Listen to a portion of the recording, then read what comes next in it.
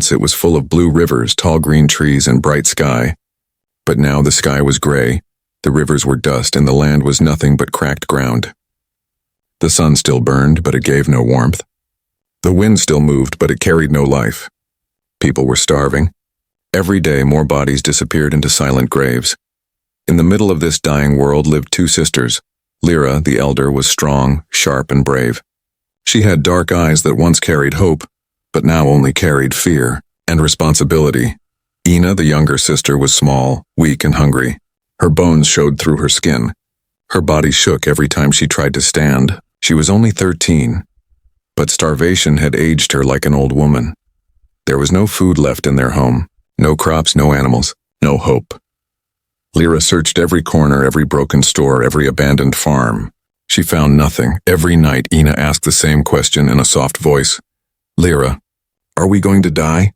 And every night Lyra lied, no, I will find a way. But even Lyra was not sure anymore. A rumor spread through the starving villages. A human ship has landed. The words moved like lightning. Humans, creatures from a faraway world called Earth. Everyone on Varine knew about them. They were rich in food, strong in technology, and feared by many planets. Some called them saviors. Others called them monsters. The story said humans never helped anyone for free. They always wanted something.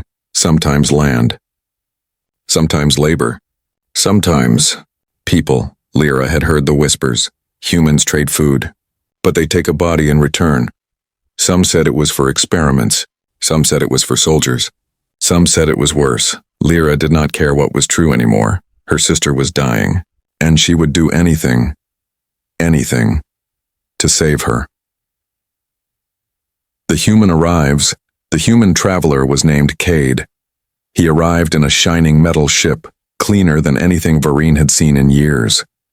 His clothes were not torn. His shoes were not cracked. His face did not look hungry. He looked like someone who had never seen pain. The people gathered, weak and trembling, staring at him like he was a god or a demon. Cade opened a metal case. Inside it were food packs, real food, bread, protein bars, water pouches, fruit cubes. Enough to save lives. People gasped. Some cried. Some fell to their knees. But Cade did not give anything away. He spoke in a calm voice. I am here to trade. I do not give for free. The crowd went silent. They all had nothing to offer except one girl. Lyra's decision. That night Ina fainted again. Her heart was slow, her breathing weak. Lyra held her in her arms, shaking. There was no more time. Lyra made her choice. She washed herself with the last cup of clean water. She tied her broken hair. She stood up like a warrior. Even though she felt like she was already dying inside, she walked toward the human ship. Every step felt like she was walking away from who she used to be. When she reached Cade, she did not beg. She did not cry. She looked straight into his eyes and said, "Take me." Cade blinked, confused. "Take you? For what?" Lyra did not shake. Her voice did not break. "My body, my labor, my life. Use me, study me, make me a servant. I don't care. Just feed my sister." The wind stopped. Even the planet seemed silent. Cade stared at her. He had met many aliens before, but never one who offered herself so willingly. Lyra continued, "I know what humans do. I know you don't help for free.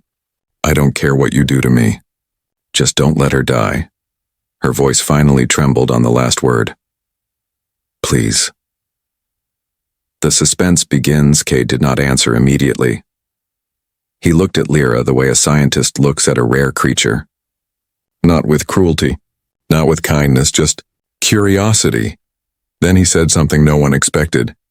"You think humans are monsters?" Lyra did not respond. "You think I will take you and leave your sister to starve?" She stayed silent, waiting for her fate. Cade slowly closed the food case. "You offer yourself to save another. That is rare." He stepped closer. Maybe rarer than food. Lyra stood frozen. She did not know if she had just saved her sister or doomed herself forever. The people around them watched, holding their breath. The moment Lyra offered herself, the world around her felt frozen. No birds, no wind, no voices. Only a silent, dangerous space between her and the human. Cade did not speak right away. He watched her, calm, unreadable, like someone judging a puzzle instead of a person. Finally, he said, "You are willing to lose everything." "For one life?" Lyra answered without hesitation. "Ina is not one life. She is my sister." Cade didn't smile, didn't nod. He simply turned and began walking back toward his ship. Lyra didn't know what that meant. Had she been rejected? Was she already property? Was he leaving? She followed him, confused and afraid. Inside the human ship, the ship door opened with a soft metallic hiss. Bright white light spilled out. Clean, cold, perfect. It felt like stepping into another universe. While Lyra stared in shock, Cade spoke. "Bring your sister." Lyra's heart jumped. She wasn't sure if it was hope or a trap. She ran back to Ina, lifted her weak body, and carried her in her arms. Ina could barely open her eyes. The villagers watched. None of them stepped forward. Some looked jealous. Some looked afraid. Some looked like they already believed Lyra was dead, but Lyra kept walking. The first test inside the ship. Machines hummed softly. Shelves held supplies. Screens glowed with strange symbols. Everything smelled of metal and order. Cade pointed to a long table. "Put her here." Lyra gently placed Ina on it, her hands shaking. Cade opened another box. Inside were real medical packs. Not fake, not expired, not poisoned. 1 injection. 1 oxygen patch. 1 protein gel pack. Lyra stared confused. "You're helping her?" Cade did not look up. "You thought I would feed only one and leave the other to die? That would be a waste of a rare bond." Lyra didn't understand. Rare bond? Cade finally met her eyes. Most people save themselves. Very few sacrifice themselves. That makes you valuable. Valuable. A word that brought both hope and fear. The feeding Cade opened food packs, real food, heavy food, enough to fill both stomachs for days. Lyra did not touch it at first. Her instinct screamed, "It's a trick." But Ina looked at the bread like it was the sun. Lyra broke the bread herself. Fed it slowly to Ina. Tears fell from the girl's eyes. Even chewing food hurt her starved jaw. Cade watched them both. Like a scientist examining emotion. "You didn't ask for food for yourself." Lyra paused. "I don't matter." "That is not true." "No," she insisted. "That is the truth of every dying world. Some live. Some are left behind." Cade tilted his head. "Humans do not leave the useful behind." The words were unsettling. Useful? Was she a person? Or a tool? The human's real question. When Ina finally slept, full for the first time in months, Cade spoke again. "Tell me something, Lyra. Why do your people starve when you have a whole planet?" Lyra looked away. "Because we lost our sun farms. Our crops failed. The storms poisoned the land. Our leaders ran away. There is nothing left." Cade nodded slowly. "So your world died because no one in power cared." Lyra looked at him sharply. "And humans care?" Cade didn't answer directly. "Humans remember something your leaders forgot. A single life can change the fate of worlds." Lyra frowned. "And you think my life matters that much?" "Perhaps not yet. But it could." The way he said it made her feel small and enormous at the same time. Suspicion grows. Lyra finally asked the question burning inside her. "What do you want from me?" Cade didn't hesitate. "Not your body." "Your choice?" Lyra froze. "My choice?" "You offered yourself. That shows loyalty, courage, logic under pressure. Humans value those things. We do not need slaves. We need allies." That word shook her more than anything. Allies. No one had ever offered her power, only pain. Still her instinct whispered, "Nothing is free." The mystery deepens. Cade opened a small device. A screen showed dots, different species, different symbols, all connected. Earth is building something new, a network of rescued lives, minds from different worlds. We need people who have suffered but still choose to protect. Lyra stared at the screen. "Why save strangers?" Cade finally showed emotion, something like sadness. "Because once we were the ones starving." Those words stayed in the air. Heavy. Real. Humanity had known hunger too. But was this empathy? or planning. Hannah wakes up. Ina opened her eyes and whispered, Lyra, are we safe? Lyra looked at Cade. He said nothing. He only watched her answer. Lyra took a breath. We are not dead yet. Ina smiled, weak but alive. Cade nodded slightly, as if that was the answer he expected. Lyra shook her head. I can't leave her. She comes too. Lyra stared in disbelief. Food, medicine, escape, safety. It felt too perfect, too dangerous. Why us? She demanded. Cade answered with chilling honesty. Because most people only ask for help. You offered something greater yourself. That makes you rare, and the rare are always chosen first. The air tightened.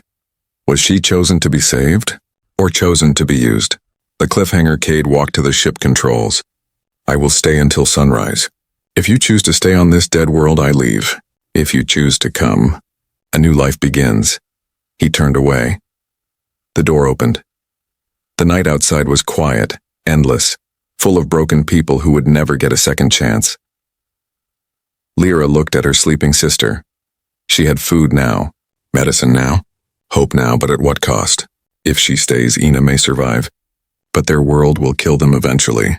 If she leaves, Ina lives, but they belong to humans forever. No choice was safe, and she had only one night to decide. Night fell on the broken planet like a heavy blanket of ash. Lyra sat beside Ina, watching her sleep peacefully for the first time in months.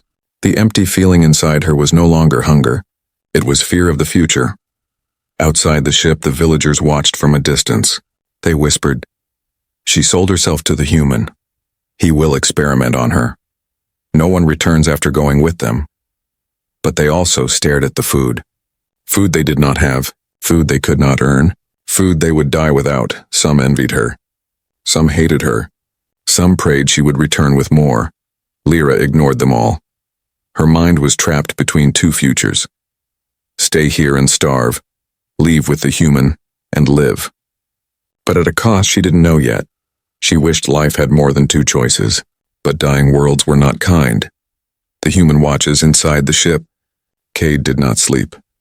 He watched the planet's map on his screen, red marks everywhere, famine zones, plague zones, war zones. He spoke softly into his wrist device. Subject shows strong loyalty response, high risk tolerance, high emotional bond, potential candidate for Alliance Corps. A robotic voice replied, proceed with observation. Human command wants final decision by departure. He closed the screen before Lyra could see it, because Cade knew something she didn't. He wasn't just saving a life. He was recruiting one. Ina awakens. But not with trust. Ina slowly opened her eyes in the dim light. Her voice was stronger now, but her eyes were full of fear. Where are we? Lyra held her hand. Inside the human ship. You're safe for now. Ina looked around, her small hands touching the smooth metal walls. Safe? We're inside a human machine, Lyra. They don't help for free. The same words Lyra had once believed, but now she wasn't sure. He fed you, Lyra said softly. And now he will want something, Ina whispered. Lyra couldn't deny it. Cade returns. Cade entered, silent as a shadow. He checked Ina's pulse, scanned her with a small, glowing device. No words, no emotion. Then he finally spoke. You have 8 hours until sunrise. Then I leave this planet forever. Lyra stood. And if we choose to stay? Cade looked at her like she already knew the answer. You will die here. Not today, but soon. Ina glared at him. Why do you care if we die? Cade paused. This time the silence was heavier. Because our past taught us something. When a world breaks, the strong die slower, the kind die first, and the wicked survive longest. He looked at Lyra. I am offering you the chance to not be one of the dead. Ina pulled Lyra closer. He wants to use you like a tool, Lyra. Don't go. Cade didn't deny it. He simply asked, if I wanted a slave, why would I feed both of you? That question hit hard. Ina fell quiet. Lyra didn't answer, because she didn't know. Suspicion turns to conflict when Cade left again. Ina said sharply, Lyra, we shouldn't trust him. Humans always take more than they give. Lyra stayed silent. She wanted to protect her sister, but she also wanted the truth. Why them? Why now? Why this offer? Her heart said go. Her fear said don't. And then, something happened that changed everything. A new danger. Appears a sudden alarm echoed inside the ship. Cade rushed in. This time not calm, but serious. He activated the screen. Red lights flashed. An alert message appeared. Hostile life forms approaching. Estimated arrival 6 minutes, Lyra stood. Who is coming? Cade replied, a raider group. They attack dying planets and steal anything left, food, tech, people. Ina's eyes widened. People? Yes, Cade said. They sell them as parts. Lyra felt the blood freeze in her veins. They're coming here? They track the ship. They smell food. They know the weak are easy to steal, Lyra whispered. So, we're the prey. Cade looked at her with calm certainty. Not if you stay inside. But your people outside, they won't survive. Lyra ran to the window. She saw them, her starving villagers, slow, weak, unaware. They were about to walk into slaughter. The choice no one wants Cade opened a weapon case, glowing rifles, shock shields, stun nets. You can leave with me right now and be safe, or you can go outside and warn them. Ina grabbed Lyra's arm. Don't go. We finally have food. Lyra looked out again. Mothers, children, old ones. People who once shared their last crumbs with her. She couldn't let them die. Cade watched her face. If you go out there, they may kill you too. They don't care who you are. Lyra breathed hard. If I don't go, I become the monster they think humans are. She stepped forward. Cade didn't try to stop her. He only said, this is the moment your life divides. Who you choose to save will define who you become. Lyra walks into the threat. She picked up a shock baton. Not a gun. Not a weapon to kill. But something that said, I will fight if I must. Ina cried, Lyra, don't do this. We're finally safe. Lyra smiled weakly. You are safe. That's enough. And she walked out into the night, into danger, into fear, into the unknown. Cliffhanger ending of Part 3A's. Lyra ran toward the villagers. 3 dark ships entered the sky, black, sharp, hungry. The raiders had arrived. They were not here to trade, they were here to harvest. Cade watched her through the ship window and whispered, she chose them over herself. That confirms it, a robotic voice asked. Candidate confirmed? Cade replied, yes, she is ready. But ready for what? To fight for humans? To save planets? Or to become something neither human nor alien? The answer was waiting in Part 4, and so were the raiders. The sky turned black as the raider ships descended. Sharp, triangular vessels. Engines like thunder. Lights like hungry eyes. The starving villagers looked up in terror. Some tried to run. Some dropped to their knees. Some just froze. Because when you're starving long enough, you forget how to fight. But Lyra didn't freeze. She ran straight toward them, waving her arms. Everyone, hide, get away from the open ground. They're raiders. They stared at her, confused, slow, weak. One old man asked me, why warn us? You already have food. You're safe. Lyra didn't answer. She didn't have time. The ground trembled as the first raider ship landed. The doors opened and monsters came out. Not aliens with honor. Not warriors with purpose. But scavengers. Creatures who lived off dying planets, bones on their armor. Metal claws for hands. Masks built from skulls and scrap. They didn't speak. They didn't negotiate. They pointed shock rods at the villagers and started grabbing them. One woman screamed. A child was dragged by the arm. A man tried to resist and was stabbed through the chest. The raid had begun. Lyra fights back. Lyra didn't think. She moved. She charged the nearest raider and slammed the shock baton onto his neck. Electric surge. He fell to the ground, convulsing. The other raiders turned. Now they saw her, thin, starving, weak, but holding a weapon, a threat. One of them raised a gun at her before. He fired. A blast of white light shot from the sky and threw him backward like a rag doll. Everyone turned. The human had entered the battlefield. Aid shows power. Cade walked toward the raiders like someone who had seen war 100 times and never feared it. Once his weapon was not like theirs. It didn't fire bullets. It fired pure force. One shot, 2 raiders down. One gesture, 3 more disarmed instantly. The villagers watched in stunned silence. For the first time in their lives, they saw what real human technology looked like. Not rumors. Not stories, reality. The raiders tried to fight back. They fired plasma shots Cade didn't dodge. He activated a wrist shield. A shimmering barrier absorbed every hit. He spoke calmly, like he was teaching a lesson. Humans don't waste energy on cruelty. We remove threats. One raider tried to sneak behind him. Lyra hit him first, Cade noticed. You fought even when you knew you might die. Lyra didn't reply. She was breathing hard, half from fear, half from anger. They were taking children, she said.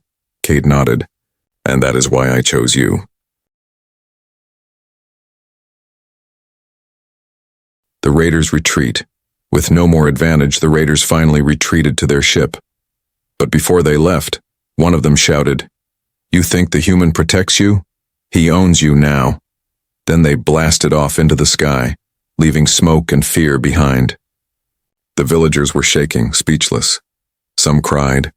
Some stared at Cade like he was a god. Others stared at Lyra, confused why she fought for them when she had already been saved. One villager asked her, Why risk your life for us? You already had a way out. Lyra looked at the wounded child she just saved. Because surviving alone is not living. Cade watched her carefully. He had expected bravery, but not this kind of heart. The real question. When the danger was over, Lyra finally snapped. You knew they were coming. You let me walk into danger, Cade answered calmly. Because I needed to see your choice, not your strength, your values. Lyra clenched her fists. You tested me? Yes. Ina arrived, furious and crying. She could have died. Is this how humans save people? By using them like games? Cade looked straight at Ina. No. This is how humans find leaders. Lyra froze. Leaders? Cade nodded. Anyone can want food. Anyone can want safety. But only a few protect others when they themselves are hungry. He looked at the injured villagers. That is who humans recruit. Not servants, not slaves. Survivors who do not turn selfish. The offer revealed Cade finally spoke his true mission. Earth is building something new. A network of rescued species. A place where no planet dies without help again.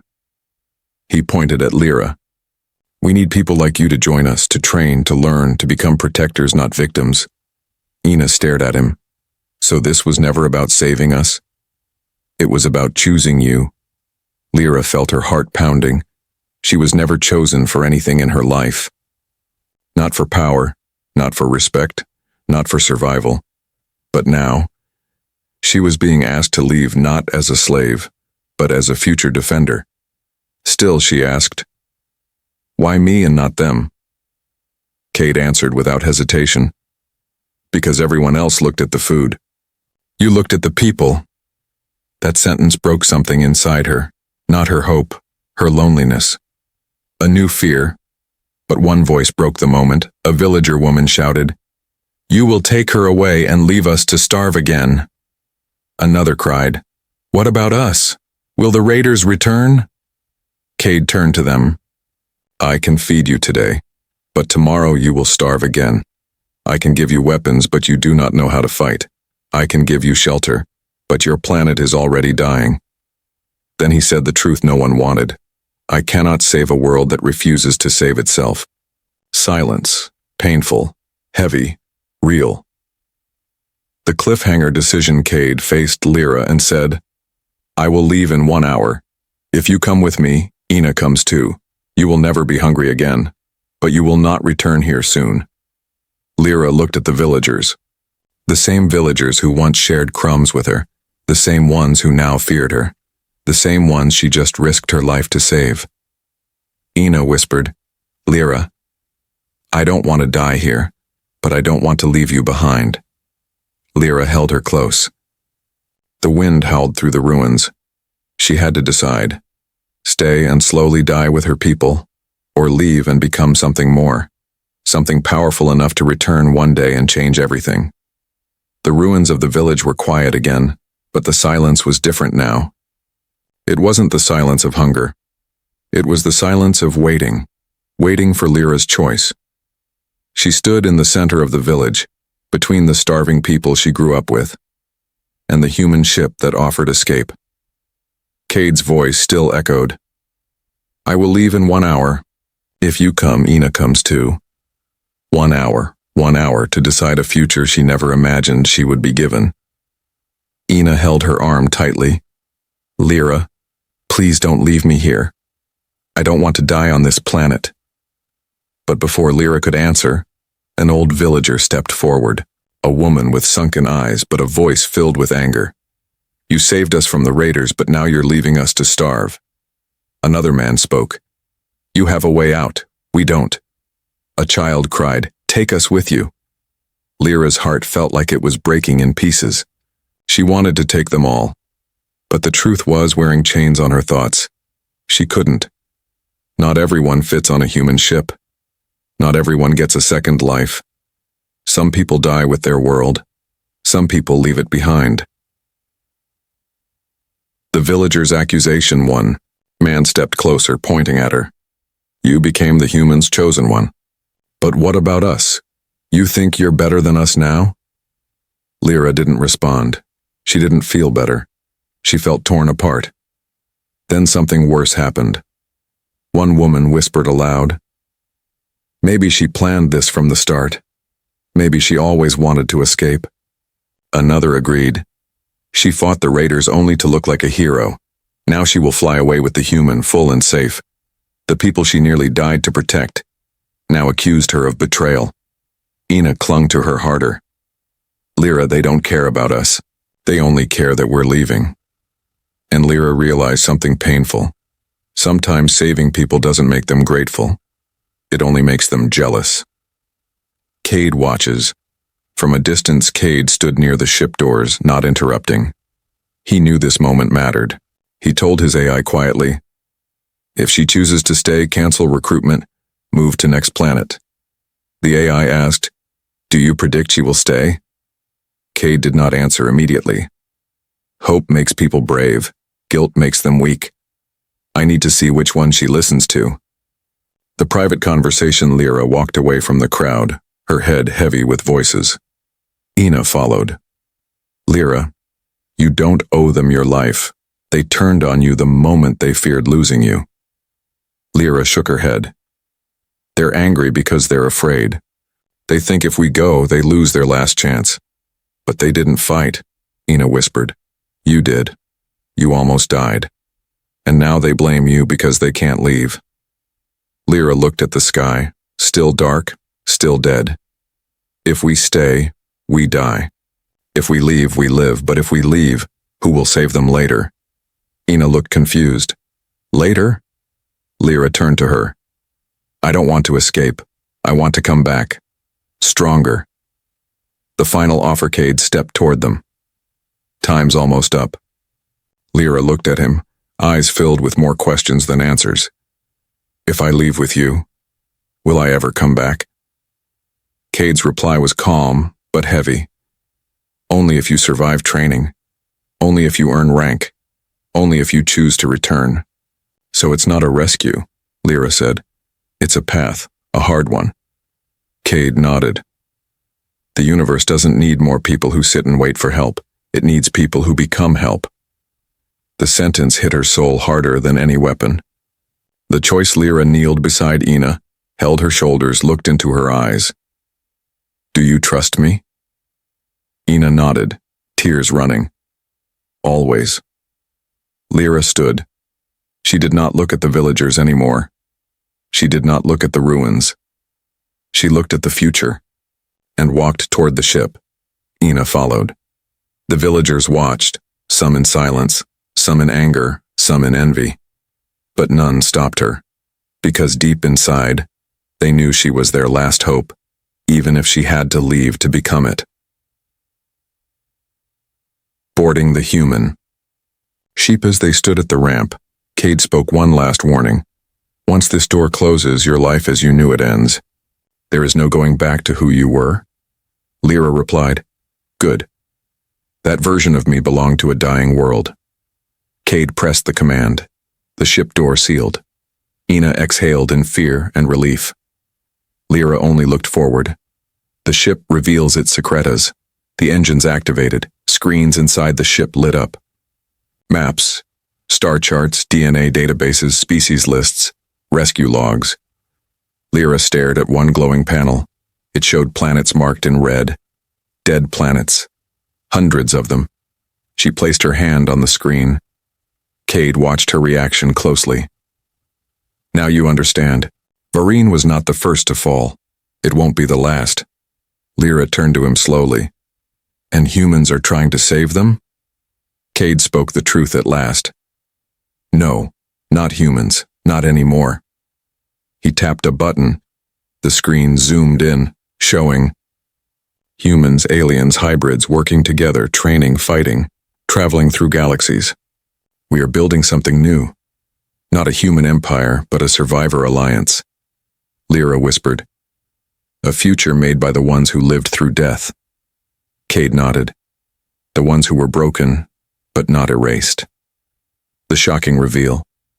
Then Cade showed her something she wasn't ready for. A new file opened. Her name, her face, her DNA. You were not chosen at random, Lyra. She stared at him. What do you mean? Cade took a slow breath. Your species carries a genetic resistance that humans lost long ago.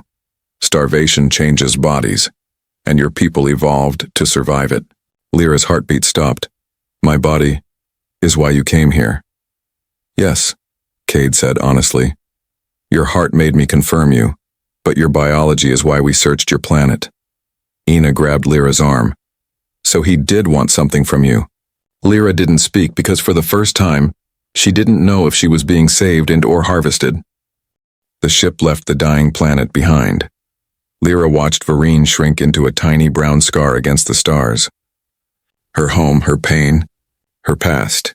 It was gone now, small, silent, and out of reach. Ina slept beside her, exhausted but finally safe. But Lyra could not rest because she had just learned the truth. She wasn't saved because she was special. She was recruited because she was useful. Her DNA, her survival traits, her ability to live through starvation. That was what the humans wanted, not her story, not her dreams, not her soul, just her biology. But one question still echoed in her mind. Was she a weapon or a future leader? Cade breaks the silence. Cade stood near the control screen watching her. You are angry, Lyra didn't deny it. You didn't save me. You harvested me. Cade did not defend himself. If I only wanted your DNA, I could have taken your blood and left you behind. That was true. But Lyra was not ready to forgive. Then why bring me? Why offer a choice at all? Cade walked closer. Because the Alliance doesn't just need your body. It needs your will. Lyra frowned. What does that mean? Cade opened a hologram. It showed thousands of beings. Humans, aliens, hybrids, training, studying, fighting. The Alliance is not an army yet. It is a network of survivors. People who lived through death, famine, war, plague. People who know pain but still choose to protect others. Lyra's voice was soft but strong. So you don't want soldiers. You want the ones who refuse to die. Cade nodded. And the ones who refuse to let others die. That sentence hit her harder than anything before. The hidden enemy. Then Cade switched the display. The screen showed a new symbol. A dark shape, surrounded by dying planets. This is the real threat. Lyra felt a chill. What is that? Cade's voice lowered. A machine race. Not human, not alive. They travel across galaxies and drain every world of life. Lyra stared in horror. They eat planets? Not eat, strip. They remove every resource. Every animal. Every drop of water. Every scrap of DNA. Nothing survives, Lyra whispered. And they're coming here? Cade nodded. They already are. Your planet was just one of many collapsing before their arrival. The truth was worse than hunger. Worse than raiders. Worse than death. Vareen was not dying by accident. It was dying because something bigger was coming to finish it. Lyra's rage turns into purpose. Lyra clenched her fists. So I was never fighting the real enemy. No, Cade said. You were fighting time. And time is running out. She turned toward him. And you want me to help stop them? Cade replied, No, I want you to lead others who will. Silence. Lyra didn't feel ready. She didn't feel strong. She didn't feel chosen. but she felt something new growing inside her. Not fear, not anger. Resolve. The final test, Cade pressed a button. A platform rose from the floor, holding a small silver device. This is the last test. The device scans your mind. It will show if your loyalty is based on fear or purpose. Lyra stared at it. And what happens if I fail? Cade did not sugarcoat it. Then you will not join the Alliance. You will be placed under observation for research. Lyra's breath froze. Research. A soft word that meant cage, needles, experiments, no freedom. Ina suddenly woke up, panic in her voice. Lyra, don't do it. We don't need them. We can run. We can survive on our own. Lyra knelt beside her. Ina, we barely survived one raid. We won't survive what's coming. We need power, training, allies. Ina cried, I just want you alive. Lyra hugged her. Then let me fight for a life bigger than fear. The scanned Lyra stepped onto the platform. The device activated. A light wrapped around her head, glowing with shifting colors. The ship went silent. Cade watched, a still statue of judgment. The AI spoke. Scanning memory, scanning intent, scanning moral response pattern, scanning. Lyra's mind burned with images. Ina starving, villagers begging, the raiders' claws, Cade's gun, her planet dying, her promise to return. She thought, I don't want revenge. I don't want safety. I want power to protect the ones who can't protect themselves. The machine stopped. Everyone held their breath. The AI spoke. Candidate response, not driven by selfish survival. Driven by protective instinct. Approved. Level 1 Guardian. Ina exhaled. Cade closed his eyes. Not in relief, but in respect. Lyra's transformation. The device opened, revealing a new item. A silver wristband, smooth, glowing, alive with energy. Cade handed it to her. This is not a weapon. It is a promise. When you wear this, you are no longer just from Vereen. You are part of every world that refuses to die. Lyra took it slowly. When she put it on, the band lit up, recognizing her DNA, locking to her skin. She was no longer just Lyra of Vereen. She was Lyra, first of the starved. A future guardian of the Alliance. The emotional ending. Ina hugged her tight. Will we be safe now? Lyra looked at her, then at the stars outside the glass. No, safety is over. But strength is beginning. Cade stood beside them. We are heading to the Alliance core. There are others like you. From frozen planets, flooded planets, burned planets. You are not alone anymore. Lyra nodded. Good, because I plan to come back to Vereen. You will, Cade said. Not as a victim, but as a force. Final scene, the ship entered hyperspace. Stars stretched, space twisted, silence turned into possibility. The camera closes on Lyra's eyes, not the eyes of a starving survivor, the eyes of someone who once had nothing, and now was becoming the one others would beg for help. Because there are two kinds of people in dying galaxies. Those who wait to be saved, and those who become the saviors. Lyra chose, and her story was only beginning.